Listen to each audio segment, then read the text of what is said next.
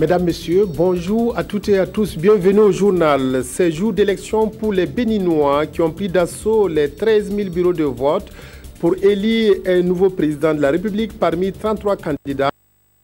Les opérations de vote se déroulent dans le calme. Le Burkina, fortement représenté au 9e marché africain des arts du spectacle Massa, ouvert hier à Abidjan, en Côte d'Ivoire, plusieurs villes ivoiriennes vibreront au rythme des spectacles de danse, d'humour et de prestations d'artistes musiciens jusqu'au 12 mars prochain. Mais tout d'abord, la préservation de l'environnement est un combat de tous les jours dont l'issue pourrait passer par la maîtrise des énergies renouvelables. Passage obligé, l'implication des organisations de la société civile dans la prise de conscience pour l'adoption des énergies nouvelles. Les OSC de Bobo-Dioulasso bénéficient d'un atelier d'information et de sensibilisation à la matière. Issa Warga Kadou Romaine Ki. Tous, ils représentent chacun une organisation de la société civile, soit de la ville de Bobo-Dioulasso, de Houndé, de Banfora, de Leina ou de Satiri. Réunis dans la ville de Sia, ces leaders d'OSC seront sensibilisés sur l'importance des énergies renouvelables. Le handicap majeur pour l'essor économique de notre pays, je pense que c'est le déficit énergétique qui se pose. Vous savez que notre pays quand même a un bon potentiel d'ensoleillement. Et justement, si on arrive à capitaliser cet ensoleillement-là, ça nous permettra justement de récupérer un grand potentiel d'énergie. Plus ils sont informés, mieux ils serviront de relais auprès des populations dans leurs localités respectives. Il s'agit des foyers améliorés, d'autres sources comme les plaques solaires. L'accès est facile pour tous les Burkinabés. Parce que si vous prenez par exemple les plaques solaires, tout le monde peut avoir accès à n'importe quel lieu, à n'importe quel moment. Vous prenez également les feux de bois, charbon de bois. Tout ça, c'est des énergies qui sont renouvelables. Donc, ça facilite la cuisson et tout ça pour les femmes. La capitalisation des énergies renouvelables s'impose aujourd'hui. Nul besoin de rappeler que la nationale de l'électricité Sonabel, à elle seule, ne peut satisfaire les besoins énergétiques des populations qui vont grandissant.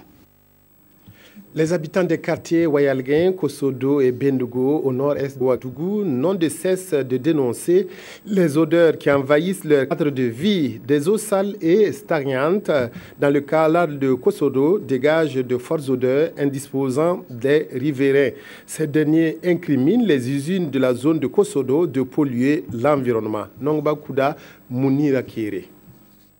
Voici la cause des odeurs qui troublent la quiétude des habitants des quartiers Kosodo, Wayalguin et Bendogo.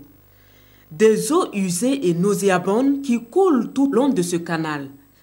Désemparés, les riverains ne savent plus à quel saint se vouer. Vraiment, l'odeur, ça nous dérange. Si nous venons le matin même, et dans les bureaux là, on ne peut même pas s'arrêter. Il faut que nous ouvrions les fenêtres au moins 30 minutes pour que l'odeur sorte un peu. Ça sent comme quelque chose pourri comme ça, donc ça sent tellement qu'on n'arrive même pas à dormir. L'eau sale d'à côté nous dérange beaucoup. Même quand tu es chez toi, tu sens la puanteur. Si un étranger vient te rendre visite, il croit que quelqu'un a déféqué. Cette eau est source de mal pour les gens. C'est dans ce canal que des dizaines de femmes produisent des légumes.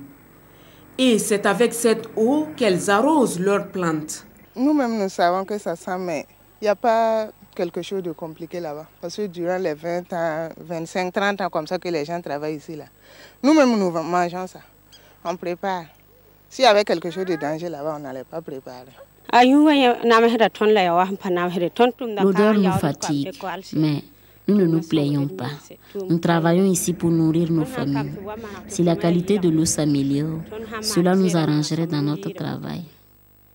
Souvent noirâtres, souvent blanchâtres, les riverains du canal ont du mal à situer le début de l'écoulement. Quant à sa source, elle se trouverait selon eux dans la zone industrielle de Kosodo. Nous pensons que c'est l'eau des usines de Kosodo qui se stagne ici. Si on arrange le canal, l'eau ne va plus stagner et il n'y aura plus de puanteur. Souvent même, ça sent l'alcool. Si cette eau fait 2 jours, elle va commencer à sentir. C'est ici que débute la partie visible de l'écoulement des eaux usées vers le canal. Nous avons cherché à trouver la source au-delà de ce caniveau, mais le reste des raccordements est enfui dans le sol. Il est donc difficile à partir de là d'identifier les usines qui sont à la base de l'écoulement des eaux usées vers le canal de Kosodo.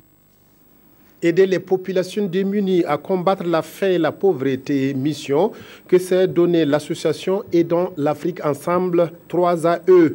Ces différentes réalisations qui se situent dans les communes rurales de Rambo, Kosuka et Segnega dans le Yatenga ont été visitées par les autorités du Nord. Irénée Kaboré, Herman Nestor Toé.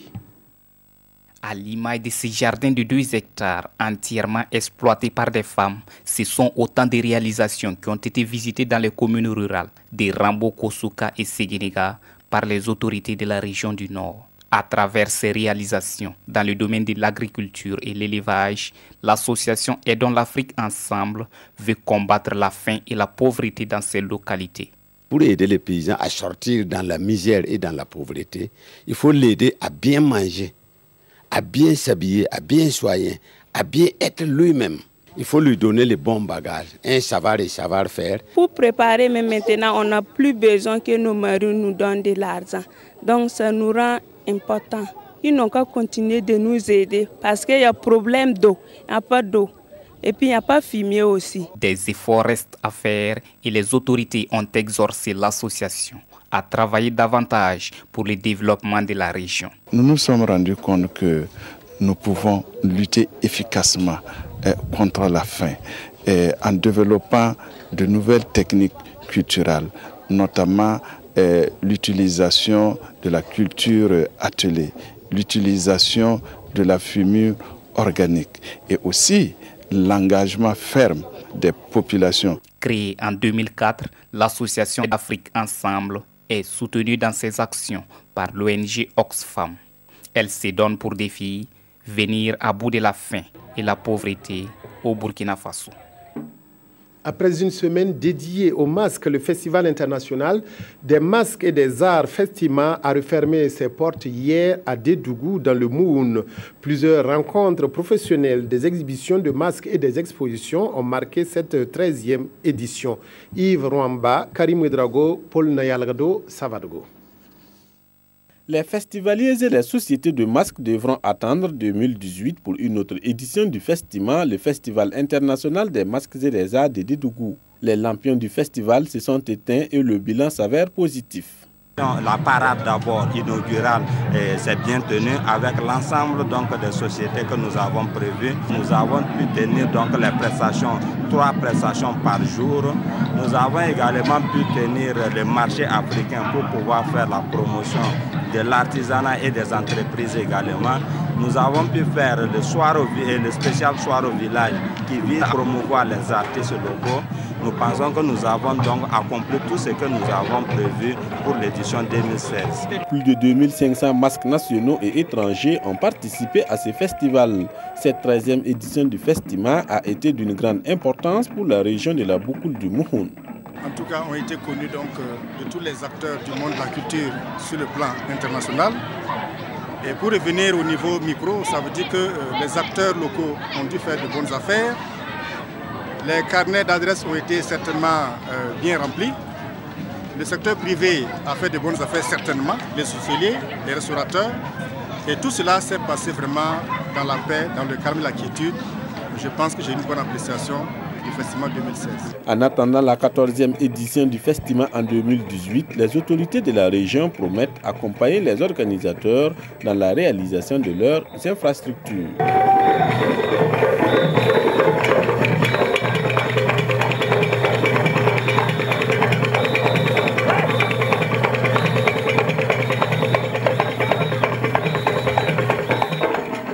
Culture à une plus grande échelle, le marché africain des arts du spectacle Massa 9e édition s'est ouvert hier à Abidjan en Côte d'Ivoire. Cette année encore, cette manifestation rassemble des professionnels de la musique, de la danse, du théâtre et du conte. Le Burkina est présent au Massa dans toutes ces disciplines et la délégation officielle est dirigée par le ministre de la Culture, des Arts et du Tourisme. Reportage de notre envoyé spécial Aruna Maré. Les portes de la 2e édition du marché africain des arts du spectacle sont ouvertes. Une semaine durant, musiciens, danseurs, comédiens, humoristes et autres acteurs du domaine vont bénéficier d'un coup de projecteur. La présente édition porte la réflexion au cœur de la réinvention des arts de la scène. Le Premier ministre ivoirien qui a présidé la cérémonie de clôture, l'avenue des cultures du monde se joue sur les scènes africaines. 2014, qui a marqué la reprise de cet important événement. Après plus de 7 ans d'interruption, le Massa a bel et bien repris, n'est-ce pas? 37 pays ont répondu présents à cette 9e édition, un rendez-vous culturel qui rassemble une soixantaine de groupes artistiques et plus de 400 artistes. Le Burkina est présent au Massa dans 4 disciplines, à savoir la musique, la danse, le théâtre et l'humour. C'est un sentiment de joie, de fierté, parce que le Massa renaît de ses cendres.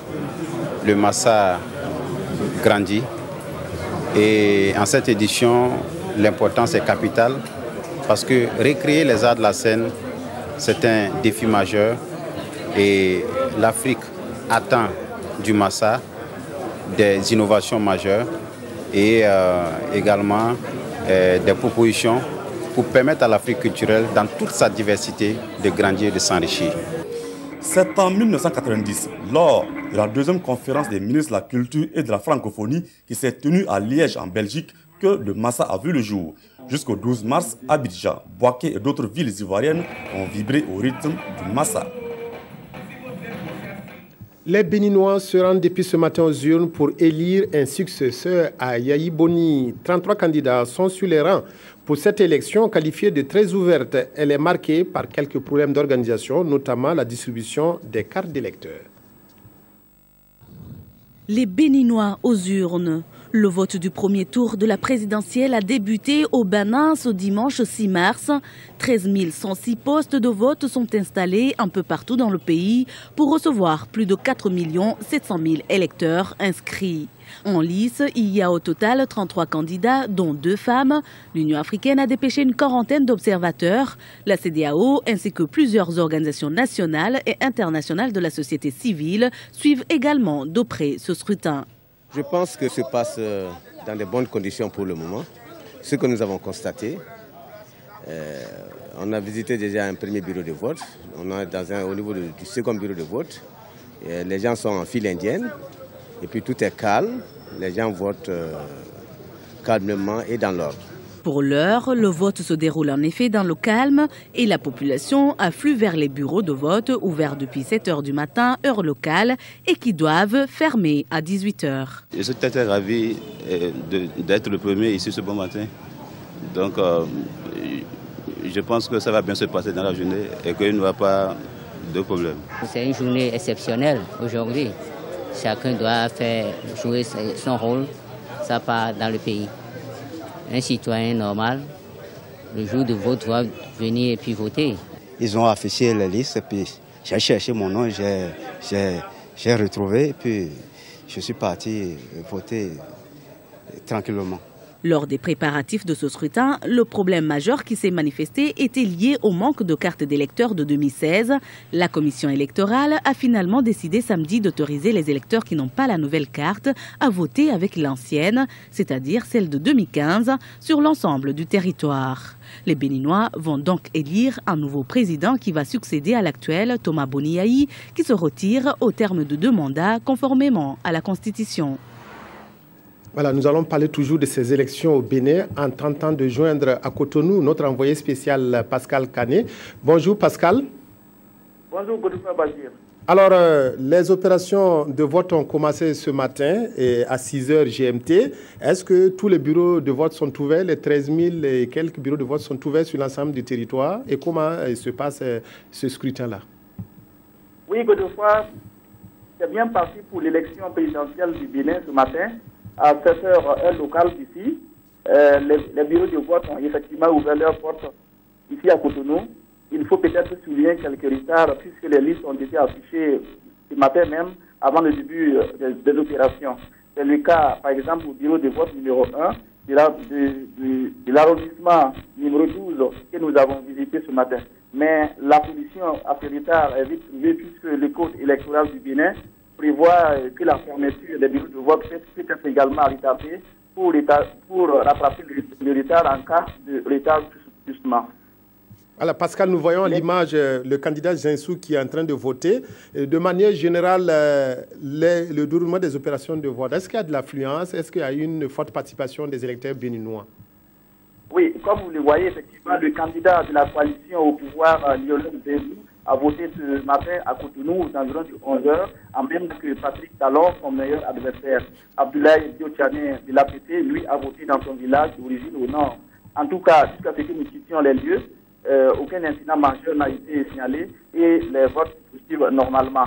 Côté affluence, disons que l'affluence est assez moyenne. Il y a bien des rangs suivant la plupart des bureaux de vote, mais ce n'est pas tellement l'affluence des grands jours. Mais vous le savez, les Béninois sont très croyants et nous sommes dimanche. Beaucoup ont préféré aller à la messe avant de venir voter, nous dit-on.